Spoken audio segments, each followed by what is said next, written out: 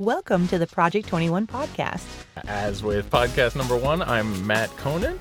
And I'm Stephanie Uhas. And today we have a very special guest, Ms. Jenni Powell, the multi-Emmy award-winning producer of the LIZZIE BENNET DIARIES and the new adventures of Peter and Wendy.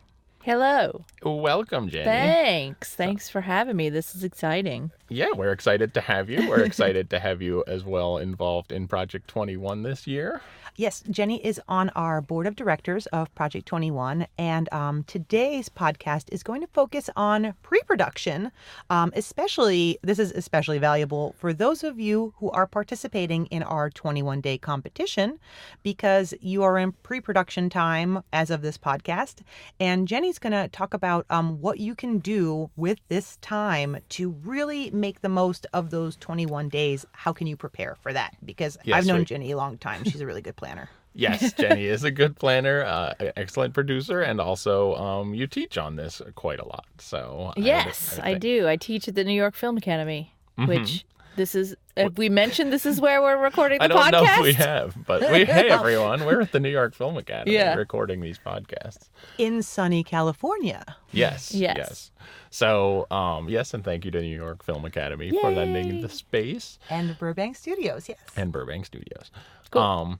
But yes, so you are an educator here. You teach various subjects, including? Yeah, my specialty areas, I teach, we have a Transmedia program here at the school, which is really amazing because it's a hands-on program. So it's, the one that I teach is in the screenwriting department, where they develop a franchise from start to finish. And during that process, they produce a web series of a pilot. They create a board-tested game. They create the outline for a first issue of a comic or a graphic novel. Wow. I don't know of many schools that they come in and they get all of that in like one program. So it's pretty... And then how much time do they generally have to produce that content? For the web series pilot, they have 1 semester. Okay. And then the whole course is 2 semesters. Yeah. So they're putting that all together in 2 semesters. That's a lot. Yeah. I mean, it's great. It's awesome. Yeah. So I would definitely have taken that course had it been offered where I was. So, and what do you find, like, what draws people to, because we talked a little about transmedia and immersive projects in the last podcast, but we didn't really get into the specifics of it. I know it's one of your specialties. So explain maybe a little bit about what it is, what it means for maybe someone that's never done a transmedia project before. Sure. The academic definition of transmedia as told by the Producers Guild of America, because the Producers Guild actually added an official credit, which is the transmedia producer. It's the first credit they added in 50 years or something, because the producing credits were so established for so long, and then this new format came out and they're like, what do we do with it? And it's like, well, it's its own thing. It needs its own credit. So those of us who are working in that space really fought to get this credit added. And their definition is it is a story told across at least 3 different platforms. So what that would mean is, you could have a web series, but then inside the web series, there's a character that's not really focused on in the web series, but there's a comic that explores their story in a deeper manner. And then there's a video game that you get to play as one of the people in the web series. So as long as you have those 3 core ones, it can actually be as many platforms as you want. I'm thinking about, does a show like Lost fall in this category? Oh, yeah, where definitely. You have the website of the plane crash, and then you have the band has a thing, and then there's games online. Yeah, that's definitely a big element of it. And the LIZZIE BENNET Diaries specifically was all the characters had social media platforms, and we actually counted every platform as a so Facebook, Twitter. I think at the end of the day, we used over 40 different platforms, because we were using OkCupid, oh my gosh, LinkedIn, and that was more about building out the world of the characters so that they felt real and that you could interact with them. And that's actually the Emmy award that we won for the LIZZIE BENNET Diaries was specifically for the interactive elements. That's great. So that's what they're looking for. So that's awesome. I think so. If I were looking to participate in Project 21 this year, and I was thinking of doing an immersive project, but somehow it needs to be submitted via filmfreeway.com as a project. How? It's like an interesting thought, right? We're working on this now, and to me, someone could submit, like, people think of this 7 minutes as like that's going to be their complete film, right? But I think we mentioned earlier, it could be a trailer for a larger project. Sure. It could be an episode of a web series. To me, it could be like you're running an immersive show right now, for example. Give Up the Ghost. Yeah. And to me, you could even do something like that, where if you have a theatrical performance, like filming it from a character's perspective or something, guiding someone through that world, maybe like 360 video of it or something, could be submitted as a really interesting experience for the viewer. And then you just add the element, and that's the new... that's the new form of that content. Like this year, we're not as strict of like, like what exists, but I had this idea before and whatnot.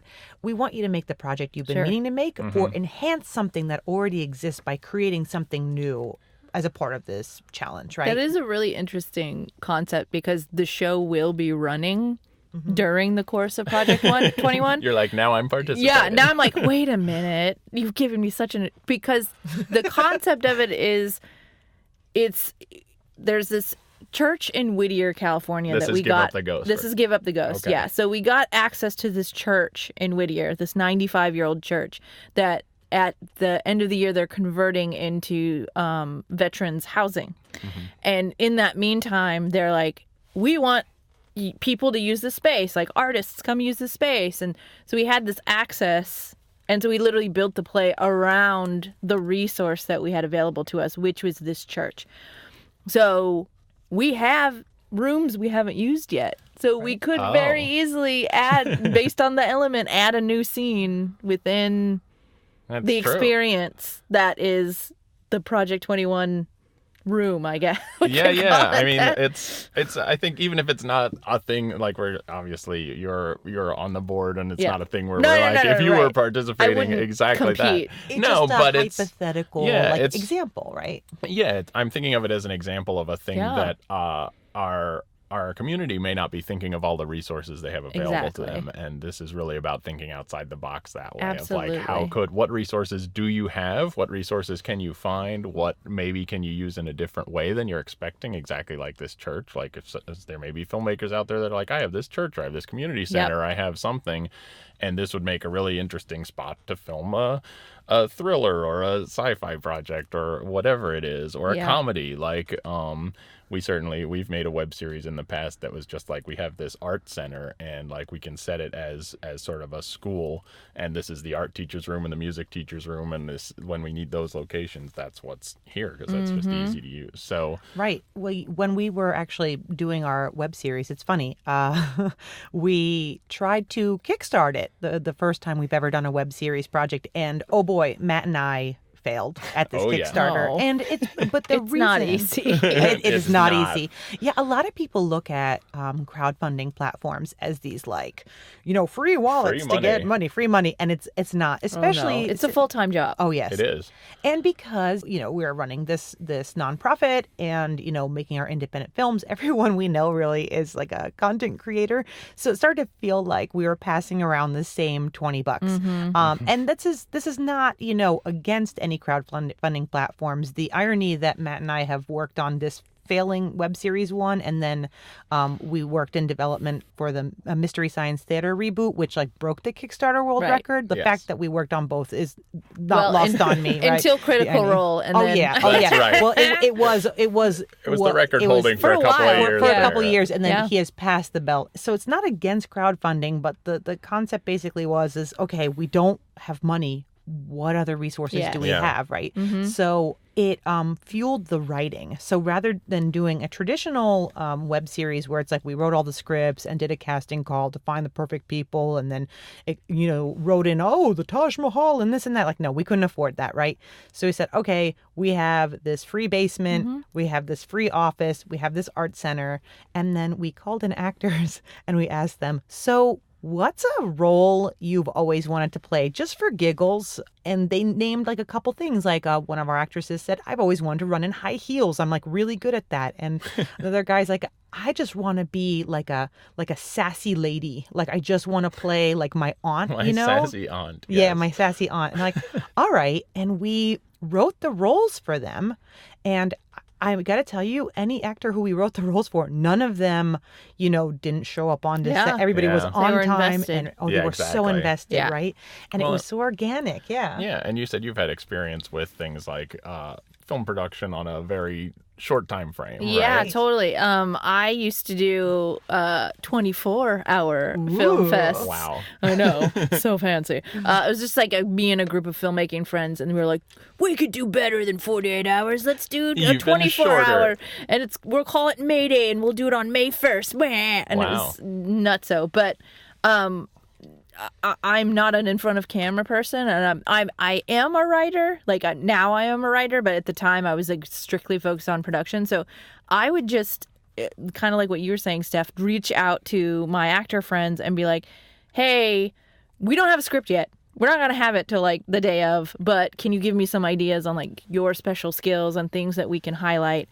And then also reaching out to my friends to see like, what weird stuff do you have? Yeah. Yeah. And there was one year where I had a friend who had a boat.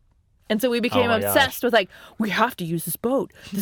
Oh my God. So then when we got the element, we're like, great, we can work the boat into this. And like all of our energy was like, this boat, oh my God, I'm so excited. Right. And then the day of, or like after the writing process, and it was the day of shooting, I was like, okay, ready to use your boat. And he goes, oh, you can't have the boat today. And I was like, but we literally. This is the only day we need the boat. And then I'm like, dude, you like promised the boat. And then I was like, great, fine, I'll find another boat. And like, Oh my it was gosh. never an option to not use have the boat. Right. That was the I was main like, point. they want the boat, I'll get the boat. And eventually the original guy was like, dude, I can't screw you. Because I kind of put on the little, like, Right. well, okay, I understand, but... And he came through and got amazing shots on the boat, by the way. Excellent. It I hope really so did. after all that. I know. We Where dumped a can we see body into the water. So, like, our DP, Nice. like, put a GoPro onto attached it Oh, that's to... great. a What is this bag. movie called? It's called Live With It. It Okay. actually won Nice. the festival. With Okay. it. This was actually a 48-hour festival, Okay, not a got it. 24. Okay. And it like won the whole thing, and we were like, awesome, the boat. I mean, there It was was more all than the just the boat. boat. Yeah, but the boat the helped. boat, like that shot was just like, everybody in the audience was like, ooh, when you saw the shot. Because yeah. they're like, how'd they do that? Did they get an underwater cam? And I was like, no, it was a GoPro attached to the trash bag. But that's fine. It's that we funny, weighted down yeah. with rocks. No, this technology, like as new pieces of technology come out, the GoPro was one, drones are one, Yeah. where suddenly it just changes the whole game, and these Totally. films can be made for so much cheaper, like so much more affordably easier with these resources. I think the first year that GoPros existed, one of our teams was smart enough to be like, that's going to get us cinematography this year, and they just attached it to the outside of their car door, and they're like, this is how we're driving into the parking lot for this scene, and everyone's like, whoa, how'd they do that? It's amazing. Yeah, It's and like adding your own like secret elements, right? So we have like Yeah. our super vague one that we do. But then, Jenny added boat to her secret element. Well, but you also yeah. made a point the other day about Yeah. healthy filmmaking, right? Yeah. Because there is a thing with very, very short-term contests that we're trying to work around in that we want people to have a deadline and have motivation to get this done, but we want to open it up to people who are doing something like an animation, like an Exactly. immersive project, Yeah. without that they aren't able to sleep during that period of time. Exactly. Like, I think that was one of the big things. Because the last time I did a 48-hour film was probably 10 years ago. Yeah, I can't and I'm do just it not anymore. in the same creative place anymore. And I'm like, I just want to enjoy the process. Yeah. So when you guys were talking to me about Project 21, and I had done a web series film festival called Celebrate the Web, where you had a week to develop a pilot, Yeah. which included shooting that pilot and editing that pilot, but then also developing some additional materials to go with it. But giving them a full week as opposed to like, go, go, go, rush, rush, rush. Right. If people get a job one day, if the boat isn't available Right, one day, it doesn't exactly. ruin everything. You've got a little bit of flexibility there. If I had more time to find that boat, if we had lost it. But Right. here's the thing: is that even 3 weeks, it's not a lot of time No. to make a 7-minute project. And I got to tell you, every year, there's somebody who's just like, I'm like a minute late, or like I didn't get it in, and like when we were doing it live before like the cloud existed, somebody tried to hand me their laptop. I'm like, please, this is not a with like a render submission. bar going Oh my across. God, it. Yeah. I don't want your. I mean, I'll take this laptop, but like, so this year for the 2019, you actually have slightly more than 21 days. It's You have true. 21 days plus a couple hours, right? Because Film Freeway closes that window for you to upload that film at like 11:59 Right. Pacific time, right? So we'll be announcing the element, I believe, at 4 p.m. 4 p.m. October 20th, Pacific time, 4 p.m. But So- that gives Yeah. you an extra 8 hours, basically. Shoot. Plus. But still, shoot to get your Yeah, film done exactly. in 21 days. And then there is the time that you have to make your film freeway. Organize, yeah. Organize your data, make sure you've got all your forms and all of that stuff. So that's back to Jenny's description of what is transmedia. My opinion of how to do this on Film Freeway is you submit your short project. That's one part of it, but you have all of this room on your project profile to link to any Facebook thing you've made. Yeah, additional or- assets. Yeah, one of our filmmakers actually wrote a book. So that was our During the 21 days? afterwards. Oh, okay. Afterwards, So- but he Wow. started it, I believe. It That's was- awesome. for Hive. Yeah, I think when we last ran the 21-day competition, we didn't even realize like the winning film was just an excellent short film called Hive, and it involved this universal network that everyone's plugged into, and it gives you Nice. these readouts and things, and it corrupts and people start falling off the grid, and eventually it kills everyone or something. But it's like it was a cool story, and we didn't realize at the time it just worked as a great short film. And we didn't realize it was a part of a larger immersive project. That's and so they awesome. started, that sort of was the core concept, and then they built a book, and then they built other stuff, and the resources and the promotion and the marketing of it sort of expanded from there. Right. To cover this whole franchise. And yeah, you hit on a key point was that it had a world. Mm-hmm. Like the way you described it to me, I was like, yeah, that Yeah, totally makes sense that became transmedia because Yeah. it's the type of world that and it's a misnomer to say that sci-fi and fantasy are the only things you can do transmedia because that's not true. No, like but it's- sometimes people do. They like, well, I'm not into sci-fi and fantasy, so I can't do transmedia. I was like, no, you can have very small, contained worlds, but you still have a world that you're playing in. Yeah, absolutely. It's like there's a world in 30 Rock, Yeah, like that's a world people exactly. want to exist in, and it's different from our own, and it's a little cartoonish, and it's still like an interesting space to explore. Right. So Right. And that stuff can happen outside of the 21 days. Yes. So Yeah. our quest for you is to make something, right? Make this video file of whatever, 7 minutes to submit to us by the deadline. But one of the awards that we have that we started, I think, our very first year, inspired by a filmmaking team who just killed it in terms of their marketing, right? And they made these incredible posters. They, yeah, went they had out a trailer that they put up online in advance of the film screening. Oh, nice. Just to like hype people up, so people showed up to the festival like, how do I see that film specifically? Right. It was really interesting. And we were surprised because, mixed opinions on whether or not a short film needs a trailer. I think it's a good exercise if you want to do it. Yeah. But I think for us as an organization, this started as a marketing award because we feel it's really, really important for content creators to also know how to market themselves. And then as the marketing evolved into story, we realized, oh, this is actually transmedia. And that's when, the Hive book came out. Yeah. We have some film teams have, like you said, Jenny, like make social media profiles for Yep. their characters to keep the story going. So in terms of Project 21, organizationally, we're going to keep an eye on that past the 21 days. Yeah, absolutely. Once someone is in the community, they're in the community. Yeah. So we like to see where everyone goes next, where they take these projects. And we love featuring alumni stories. If like, oh my gosh, like a short film is a proof of concept and becomes like a feature, like Yeah. Yeah, absolutely. Yeah. Well, so if you were talking to your students about doing something over the course of 3 weeks, how would you advise them to plan their time? Like right now, we're about 3 weeks from the start of the competition, and then they've got 3 weeks after that.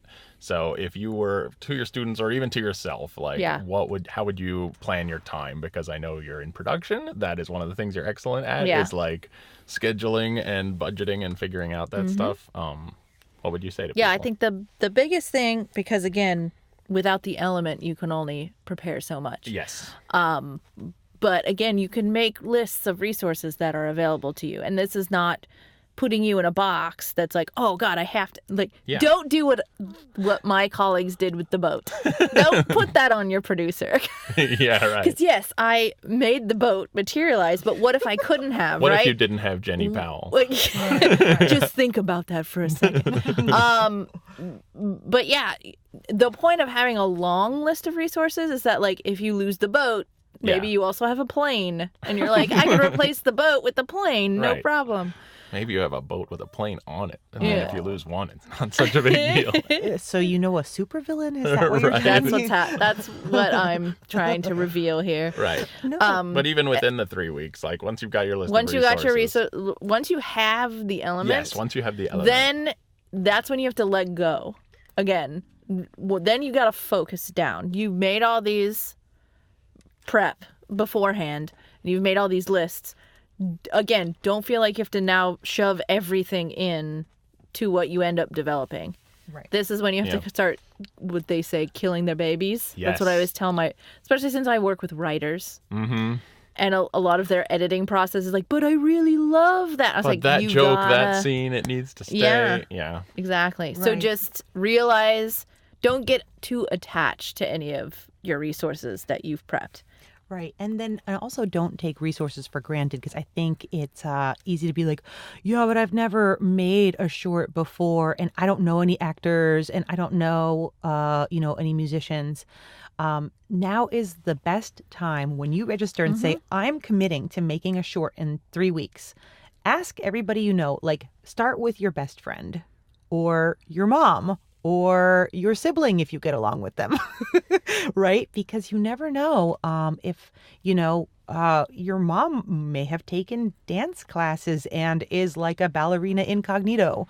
That'd be funny if that was a surprise. Like, oh, surprise, I've been doing ballet all this time, and I never told you, child. This is based on a true story. Oh, well, yeah. okay, This is well a friend. then. Yeah, I found out Secret ballerina. My friend's That'd be mom was a ballerina incognito and never wanted to make her daughter feel like, oh, you robbed me of my dreams or whatever. That because is like, awesome. Because she loves having her kids and stuff. But she told her, I think her daughter like found some pictures and was like, what is the meaning of this, mother? Right?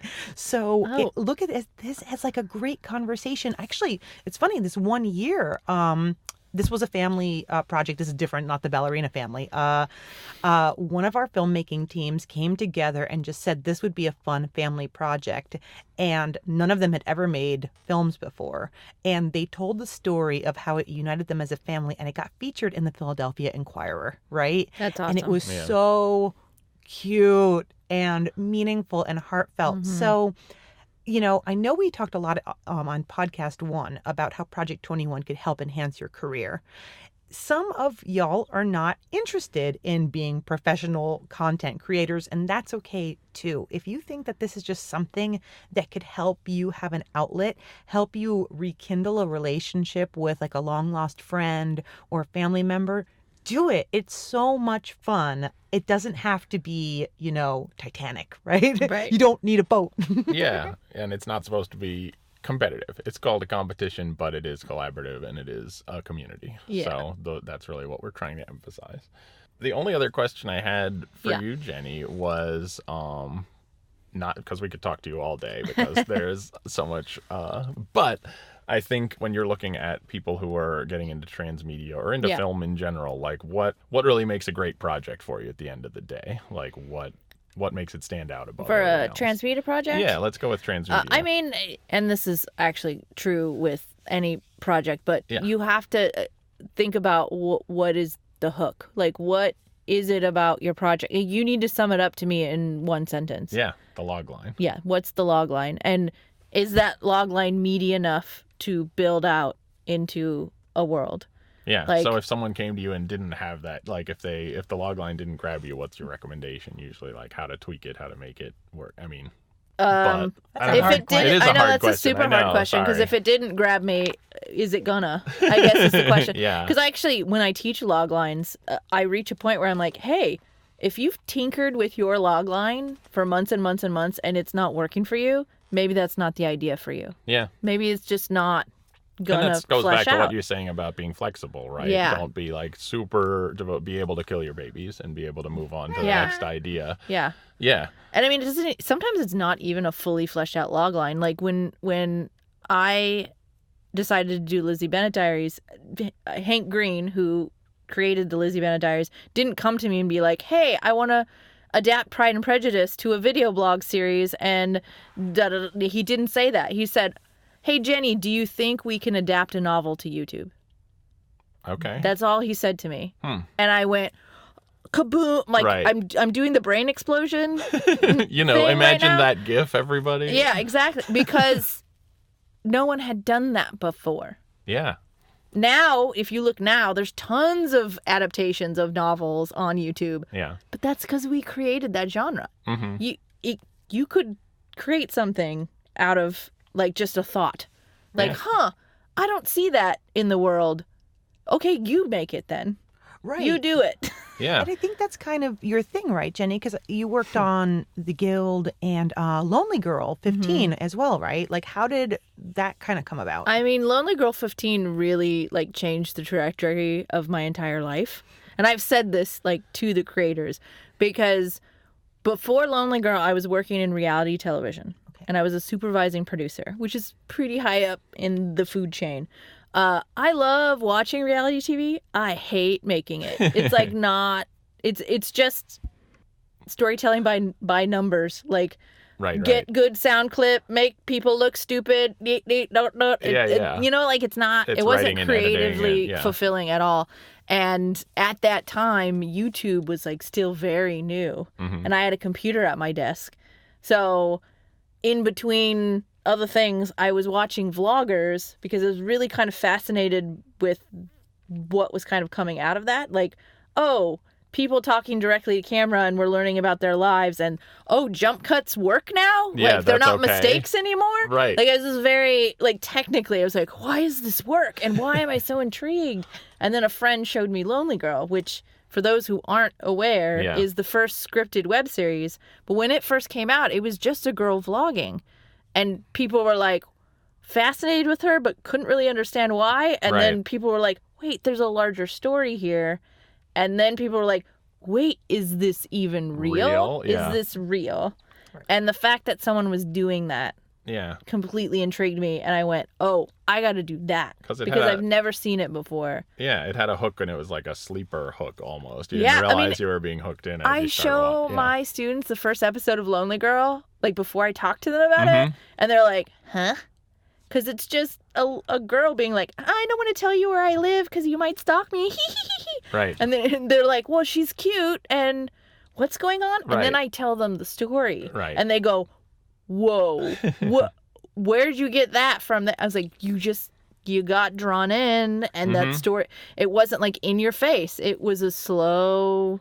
Yeah. You learned more about her, and you're like, wait, she's in a cult? Like, wait, she's going to be sacrificed for her blood? What's happening? Hashtag spoilers. Yes. Hashtag spoilers. 15-year-old spoilers. Exactly. I'm like, if you don't know the story behind Lonely Girl by now. Right. Sorry. Yeah. That No, I'm one kidding. person who finds her video blog is like, who's this girl? Right. Well, so then how did you get involved with that project?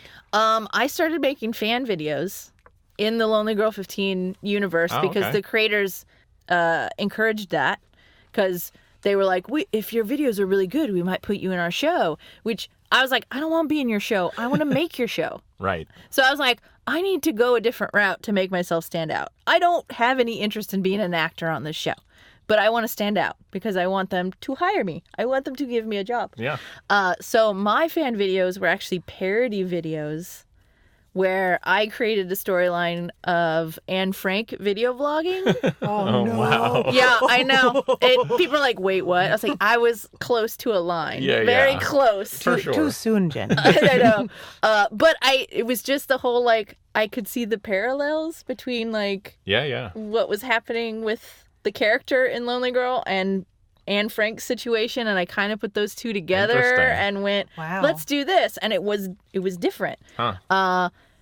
And I ended up, actually, I only shot one video just thinking, like, I'm going to throw this out there because just trying it out. And the fans were like, make more. And I was like, wait, more? You want, oh, okay. So I continued to do it. I did it for I ended up doing it a full year. I kept doing it even when I did get on the show because the fans liked it so much and I didn't want to let them down that I kept doing them. Yeah. And I was like, now I work on the show. So I'm like, shoot Lonely Jew. It was called Lonely Jew 15. Yeah, I know.